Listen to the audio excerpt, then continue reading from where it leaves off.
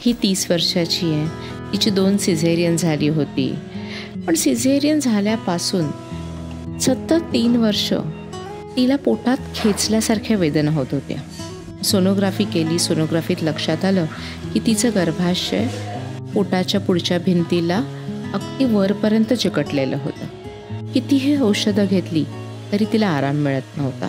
त्याचबरोबर पाळीच्या वेळेला प्रत्येक पाळीमध्ये भरपूर रक्तस्राव पण होत होता. पाळीच्या वेळेला दुखायचं पण. त्यामुळे आज आपण तिची लॅप्रोस्कोपी करत आहोत. एक तर लॅप्रोस्कोपी करून आपल्याला तिच्यात जे पेन होत होतं त्याचं काही वेगळं कारण आहे का ते पण बघायचं होतं.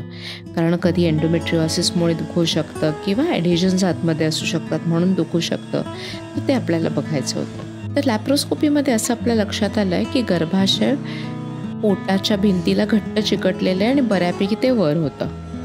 त्यामुळे ते अलगद पोटाच्या भिंतीपासून आपण सोडवलं आहे. तिची फॅमिली पण पूर्ण झाली होती आणि पिरियडच्या वेळेला तिला भरपूर रक्तस्राव व्हायचा.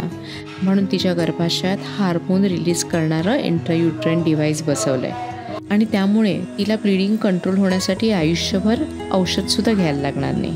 तिचा रक्तस्राव कमी होईल, वेदना कमी होईल आणि यामुळे ती पुढचं आयुष्य अगदी आनंदी जगू शकेल.